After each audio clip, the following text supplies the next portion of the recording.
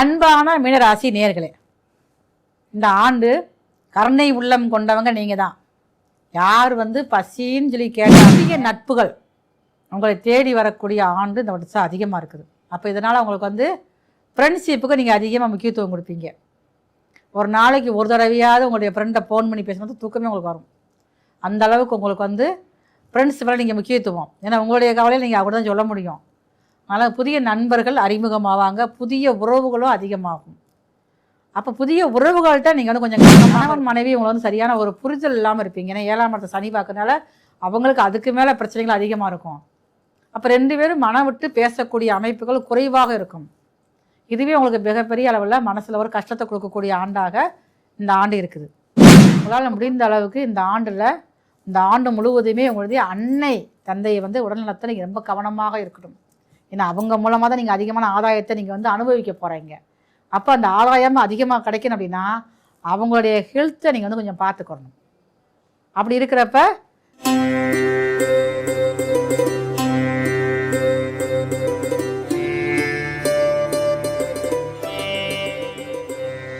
அன்பான ஜோதிடர் யுகம் டிவி நேயர்களுக்கு மருத்துவ ஜோதிடர் எஸ்ஆர் சங்கரேஸ்வரியன் அன்பான வணக்கங்கள். தமிழ் புத்தாண்டு 14/4/2026 காலை 9:30 ரிஷப லக்னத்தில் இந்த இனிய தமிழ் புத்தாண்டானது பிறக்குது. உங்கள் அனைவருக்கும் இனிய தமிழ் புத்தாண்டு வாழ்த்துக்கள். பராபவ வருடம் எப்படி இருக்க போகுது அப்படின்னு சொல்லி பார்த்தீங்கன்னா, இந்த வருடம் ஆரம்பத்திலே உங்களுக்கு உங்களுடைய லக்னம், அதாவது இந்த புது வருடம் பிறக்கக்கூடிய லக்னமானது ரிஷப லக்னத்தில் பிறக்குது. ரிஷப லக்னத்துக்கு 2ஆம் இடத்துல மிதுன வீட்டில் பாருங்களேன், தனகாரகரான குரு இருக்கார். தனகாரகர் மட்டும் அவர் இல்லை, காலபுருஷனுக்கு 9ஆம் அதிபதி பாக்கியாதிபதியான குரு பகவான் பிறக்கக்கூடிய லக்னத்துக்கு 2ஆம் இடத்துல இருக்கிறதுனால இந்த இனிய தமிழ் புத்தாண்டானது நிறைய நல்ல மாற்றங்களில் உலகியல் ரீதியாக நல்ல மாற்றங்களை கொண்டு வருவதற்காக தயாராக இருக்கிறது. இந்த இனிய தமிழ் புத்தாண்டில் பொதுவாக நம்ம பார்க்குறப்ப பாருங்கள், உலக நாட்டுகளில் பாருங்கள் அதிகமான சண்டை சச்சரவுகள், அது போர் பற்றிய பயம் எல்லாத்துக்குமே இருக்குது. இப்போ பாருங்க, ஆரம்பமே நமக்கு ஒரு பதற்றத்தை கொடுக்குற மாதிரி இருந்தாலும் இந்த லக்னம் பிறக்கக்கூடிய நாட்களில் தமிழ் புத்தாண்டு பிறக்கக்கூடிய நேரத்தில் பாருங்கள் உங்களுக்கு நிறைய அந்த நம்ம நாட்டுக்குள்ள எதிர்ப்புகள் ரொம்ப குறையும். இப்போ தங்கத்தை பொறுத்தளவுக்கும் பாருங்களேன், அதோடைய விலைகள் இன்னும் கொஞ்சம் அதிகரிக்கத்தான் செய்யும். இப்போ கொஞ்சம் குறையிற மாதிரி இருந்தாலும் அடுத்து இன்னும் கொஞ்சம் அதிகப்படுத்தக்கூடியதாக தான் இருக்குது.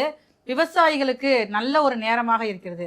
ஆனால் விவசாயிகள் எல்லாருமே கொஞ்சம் எந்த ஒரு விஷயம் நீங்கள் விவசாயம் செஞ்சாலும் அந்த காலத்துக்கு ஏற்ப நீங்கள் பயிரிட்டால் மட்டும்தான் உங்களை லாபத்தை அதிகமாக ஏற்படுத்த முடியும். ஒரு சில இடங்களில் நிறைய அவங்களுக்கு மழை அதிகமாக பெய்யும். ஒரு சில இடங்களில் பார்த்திங்கன்னா வறட்சியை அதிகரிக்கக்கூடிய வருடமாக இந்த இனிய தமிழ் புத்தாண்டு இருக்குது. சரி, இப்போ நம்ம இந்த தமிழ் புத்தாண்டு நம்ம என்ன செய்யலாம் அப்படின்னு பார்த்தீங்கன்னா, நம்மளுடைய தமிழர்களுடைய வழக்கம் என்ன அப்படின்னு பார்த்தீங்கன்னா, தமிழ் வருஷம் புத்தாண்டு பிறக்கிறப்பே முக்கணி, மா பலா வாழைன்னு சொல்லக்கூடிய முக்கணிகள், அடுத்து பாருங்கள் கண்ணாடி, அதாவது வாசனையான மலர்கள், எல்லா வகையான மலர்கள், அது மட்டுமே இல்லாமல் பணம் எல்லாம் வச்சு ஒரு தாம்பாளத்தில் வச்சு நம்ம காலையில் கண் விழிக்கிறப்பையே நம்ம அதை நம்ம பார்த்துட்டு விழிச்சு அப்படின்னம்னா நமக்கு இந்த ஒரு வருடமானது இனியதாக மாறக்கூடிய வாய்ப்புகள் அதிகமாக இருக்குது.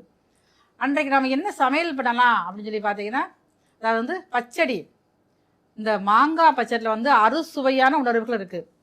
அப்போ நமக்கு என்னதான் இந்த தமிழ் புத்தாண்டு ஆரம்பத்திலேருந்து நம்மளுடைய ஜாதக ரீதியாக நிறைய ஒரு துயரங்கள் கஷ்டப்படக்கூடிய அனுபவங்கள் இருந்தாலுமே பாருங்களேன், அந்த புத்தாண்டு பிறக்கக்கூடிய நாளில் நம்ம இந்த மாதிரியான நிகழ்வுகள் நம்ம செஞ்சிட்டோம்னா நமக்கு அதுவே பார்த்துக்கோங்க லாபமானதாக அதிர்ஷ்டமானதாக மாறுவதற்கு வாய்ப்புகள் அதிகமாக இருக்குது.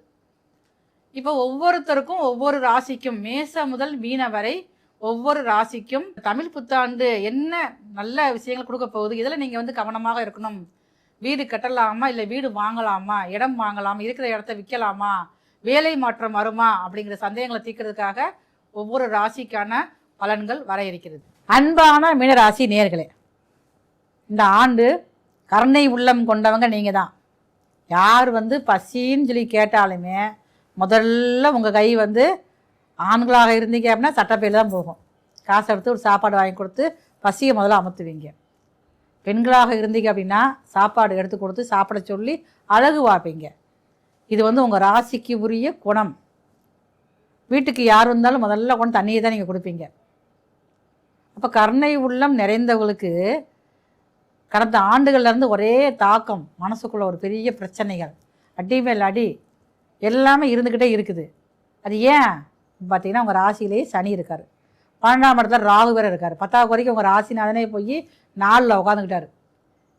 அப்போ அர்த்தாஷ்டம குருவாக உங்கள் ராசிநாதன் இருக்கார். அப்போ இவ்வளோ நல்லது செஞ்சு ஏன் நமக்கு ஒரு முன்னேற்றமே இல்லை அப்படி உங்கள் மனசுக்குள்ளே ஒரு இயக்கங்கள் இருந்துக்கிட்டே இருக்கும். அப்போ இதெல்லாம் பாருங்கள், இந்த வருடத்தில் ஜூன் மாதம் வரைக்கும் தான் உங்களுக்கு வந்து இருக்கும். ஜூன் மாதத்துக்கு அப்புறம் உங்களுக்கு நிறைய உங்களுக்கு ஒரு குருவானவர் உங்கள் ராசிநாதன் உங்கள் ராசிக்கு 10 குடையவர் உங்கள் ராசிக்கு 5ஆம் இடத்துக்கு வராரு. வந்து அவருடைய பார்வையானது உங்கள் ராசியில் விழுகுது. அப்பாடா இப்போ தான் ஒரு நிம்மதியாக இருக்கேன்ப்பா, நான் அத்தனை துயரங்களும் உங்களை விட்டு போகக்கூடிய ஆண்டாக இந்த ஆண்டானது இருக்குது. அப்போ நீங்களே பாருங்கள், புத்திர பாக்கியத்தை தடை இருக்கிற அளவுக்கு இருந்தாலுமே வந்து அதுவே சரியாகக்கூடிய வாய்ப்பு இந்த ஆண்டில் இருக்குது. தடைபெற்ற புத்திர பாக்கியம் கிடைக்கும். யாருக்கெல்லாம் திருமணம் முடியாமல் இருக்கோ அவங்களுக்கெல்லாம் திருமணம் முடியக்கூடிய வாய்ப்புகள் அதிகமாக இருக்குது. உங்களால் அந்த மீனராசிக்காரங்க ஒருத்தவங்க வீட்டில் இருந்தீங்க அப்படின்னா உங்கள் வீட்டில் சுப நிகழ்வுகள் அடிக்கடி நடக்கும். கெட்டி மேளம் ஒழிக்கக்கூடிய ஆண்டாக உங்களுக்கு இந்த வருடம் வந்து இருக்குது. இப்போ புதியதாக சொத்து சேர்க்கை ஏற்படும். உங்களுக்கு வந்து அந்த இடமும் பாருங்கள், அழகான ஒரு இடத்துல நீங்கள் வாங்குவீங்க. அந்த இடத்துல பாருங்கள், வீடும் பாருங்கள், ரசனையாக நீங்கள் கட்ட நினைப்பீங்க. அதை கூட சிக்கனமாக சேமிப்பாக நீங்கள் கட்ட நினைப்பீங்க. இது வரைக்கும் வச்சுருந்த சேமிப்புகள் சுப செலவாக மாறக்கூடிய வாய்ப்பு வந்து அதிகமாக இருக்குது இந்த ஆண்டில். வந்து புதிய நட்புகள் உங்களை தேடி வரக்கூடிய ஆண்டு இந்த வருஷம் அதிகமாக இருக்குது. அப்போ இதனால் உங்களுக்கு வந்து ஃப்ரெண்ட்ஷிப்புக்கு நீங்கள் அதிகமாக முக்கியத்துவம் கொடுப்பீங்க.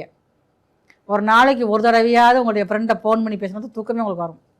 அந்த அளவுக்கு உங்களுக்கு வந்து ஃப்ரெண்ட்ஸ் மேலே நீங்கள் முக்கியத்துவம், ஏன்னா உங்களுடைய கவலையில் நீங்கள் அப்படி தான் சொல்ல முடியும். அதனால் புதிய நண்பர்கள் அறிமுகமாவாங்க, புதிய உறவுகளும் அதிகமாகும். அப்போ புதிய உறவுகள்கிட்ட நீங்கள் வந்து கொஞ்சம் கவனமாக இருக்கணும். புதுசாக உறவு வந்து ரொம்ப நாள் கழித்து ஒரு உறவுகள் வந்து சந்திக்கிறாங்க, இல்லை அவங்க மூலமாக அவங்களுடைய உறவுகள் வருது அப்படின்னா உடனே அவங்களுடைய சொந்த துக்கமான விஷயங்கள் சொல்லிட்டீங்கன்னா உங்களை பற்றிய வீக்னஸ் அவங்களுக்கு தெரிய ஆரம்பிச்சிடும். அதனால் புதியதாக வரக்கூடிய உறவுகள்கிட்ட கவனமாக இருந்துக்கங்க. புதிய நண்பர்கள்ட்டையும் அப்படி தான். ஏன்னா பழைய நண்பர்கள்லாம் ஓகே, அவங்கள பற்றி விஷயங்கள் அனைத்தும் தெரியும், அவங்கள்ட்ட ஒன்றும் பிரச்சனை கிடையாது. அதனால் புதுசாக வரவங்கள்ட்ட ரொம்ப கவனமாக இருந்துக்கங்க. காலில் தான் அதிகமான பிரச்சனைகள் வலிகள் அதிகரிச்சுக்கிட்டே இருக்கும். நீ எந்த வயசுக்காரலாக இருந்தாலும் சரி தான், அவங்களுடைய கால் வலி அதிகரிச்சுக்கிட்டே இருக்கும். அப்போ உங்களுடைய லக்கணத்திலேயே ராசியிலேயே உட்காந்து சனி பகவான் இருக்கார். சனி பகவான் உங்கள் ராசிக்கு 7ஆம் இடத்தையும் பார்க்குறாரு, 3ஆம் இடத்தையும் பார்க்குறாரு. அதே ராசியானவர் உங்களுக்கு வந்து 10ஆம் இடத்தையும் பார்க்குறாரு. அப்போ இதனால் தொழில் மேலே அதிகமான உங்களுக்கு கவனம் இருக்கும். இருந்தால் லாபங்கள் அதிகமாக எடுக்க முடியாது. இது வரைக்கும் ஒழுங்காக வேலைக்கு வந்துகிட்டே இருப்பாங்க. ஆனால் பாருங்கள், இப்போ வேலைக்கு சரியாக வரமாட்டாங்க. ஆனால் வேலையுடைய பளு வந்து அதிகமாக இருக்கும். இதனால் நீங்களே வந்து இழுத்து போட்டு எல்லா வேலையும் செய்யக்கூடிய அளவுக்கு வேலை சுமை உங்களுக்கு வந்து அதிகரிக்கும். கணவன் மனைவி உங்களை வந்து சரியான ஒரு புரிதல் இல்லாமல் இருப்பீங்க. ஏன்னா 7ஆம் இடத்தை சனி பார்க்கறதுனால அவங்களுக்கு அதுக்கு மேலே பிரச்சனைகள் அதிகமாக இருக்கும். அப்போ 2 பேரும் மனம் விட்டு பேசக்கூடிய அமைப்புகள் குறைவாக இருக்கும். இதுவே உங்களுக்கு மிகப்பெரிய அளவில் மனசில் ஒரு கஷ்டத்தை கொடுக்கக்கூடிய ஆண்டாக இந்த ஆண்டு இருக்குது. இப்போ குழந்தைகளுக்கு நல்ல ஒரு செல்வாக்கான ஒரு அமைப்பு, ஒரு எதிர்காலத்தில் ஒரு முன்னேற்றம் ஏற்படக்கூடிய ஆண்டாக இருந்தாலுமே வந்து அது வந்து மிகப்பெரிய அளவில் ஒரு மனசில் ஒரு சந்தோஷத்தை கொடுக்கும் உங்களுக்கு வந்து. இப்போ ரியல் எஸ்டேட் தொழில் பார்க்குறேன் அப்படின்னா அந்த தொழில் மூலமாக அதிகமான லாபங்கள் உங்களுக்கு வரும். அந்த தொழிலை ரொம்ப நீங்கள் வந்து கவனமாக இருக்கணும். உங்களுடைய இளைய சகோதரர் இருப்பாங்கள்ல, அவங்களுக்கு ஏதாவது ஒரு விதத்தில் நன்மை ஏற்பட போகுது. ஒன்று திருமணம் திருமணம் முடிக்கக்கூடிய வாய்ப்பு அதிகமாக இருக்குது. ஏதாவது குறைபாடுகள் இருந்தால் அந்த குறைகளை வந்து நிவர்த்தி ஆகக்கூடிய வாய்ப்புகள் அதிகமாக இருக்குது. உங்களால் முடிந்த அளவுக்கு இந்த ஆண்டு முழுவதுமே உங்களுடைய அன்னை தந்தையை வந்து உடல்நலத்தை நீங்கள் ரொம்ப கவனமாக இருக்கணும். ஏன்னா அவங்க மூலமாக தான் நீங்கள் அதிகமான ஆதாயத்தை நீங்கள் வந்து அனுபவிக்க போகிறீங்க. அப்போ அந்த ஆதாயம் அதிகமாக கிடைக்கணும் அப்படின்னா அவங்களுடைய ஹெல்த்தை நீங்கள் வந்து கொஞ்சம் பார்த்துக்கணும். அப்படி இருக்கிறப்ப இந்த வருடம் முழுவதுமே நீங்கள் எதுக்குமே கவலைப்பட வேண்டியது கிடையாது. ஆனால் வெளிநாட்டு வாய்ப்பு நன்றாக இருக்குது. ஒரு நாளைக்கு வந்து ஒரு இடம் முடிஞ்சது அப்படின்னா வெளிநாட்டுக்கு முயற்சி எடுத்துக்கோங்க. இதே மீனராசியில் பிறந்த பள்ளியில் படிக்கும் மாணவர்கள் ரொம்ப ரொம்ப வந்து கவனமாக, ஏன்னா 5ல் போய் உங்கள் ராசியை உட்காராரு. அப்போ உங்களுடைய மனம் பாருங்கள் ரொம்ப வந்து பொழுதுபோக்காக போகிற மாதிரி இருக்கும். இப்போ பொழுதுபோக்கில் பண்ணால் நீங்கள் எப்படி படிக்க முடியும்? படிக்கவே முடியாது. படிப்பில் தடை ஏற்படும்.